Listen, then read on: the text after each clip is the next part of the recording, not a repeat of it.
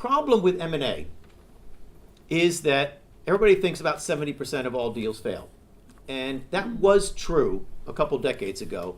And now it's an incredible 50% of all deals fail, okay? Which is still absolutely dismal. Finance, for most companies, for most boards, tends to be so important that number one, it's going to get attention anyway, okay? I presume you all agree with me. Number two is, I maintain that making the wrong financial decision in an M&A deal is probably the easiest thing to recover from. But there's three things that you cannot recover from, okay? One of them is poor planning. The second one is poor communication. And the third one is poor people management.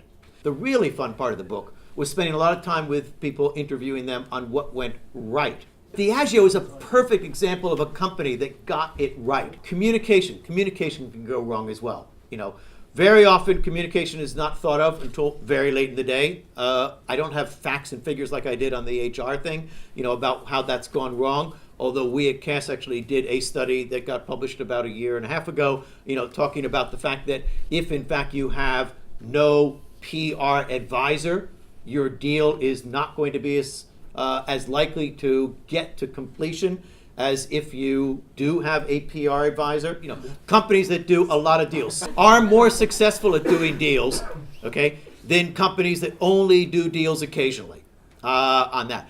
And so practice does make perfect. But those serial acquirers, the companies like GE, Intel, Cisco, Google, although it wasn't Google, wasn't in that particular study back in 2003, but the companies that do a lot of deals, they actually have SWAT teams that will come in and do the job of employees who are, in fact, doing essential services. Another one of the cases that we have in here, just to show you that we're being very ecumenical in terms of looking at lots of different things, is Glazer's acquisition of Manchester United.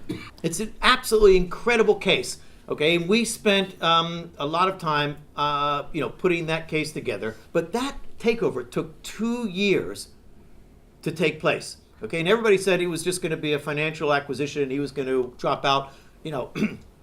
Glazer himself, as I think most people know, passed away a few years ago. But his family, still owns that company. On that, the long-term planning of going through a takeover battle that would take 2 years as well, despite having yourself burned in effigy, despite having your advisors who would have protesters outside of the offices.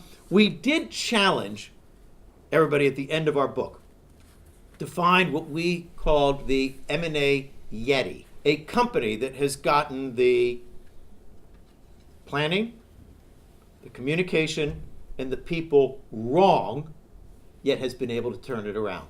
Because what we have in the book, remember the book is M&A, Why Deals Fail and How to Rescue Them, is we have ways in the book of how to rescue from having gotten a people decision wrong, or a planning decision wrong, or a communication decision wrong, or two of those. We were not able to find a case study of somebody who'd gotten all three wrong and then had turned out a good deal.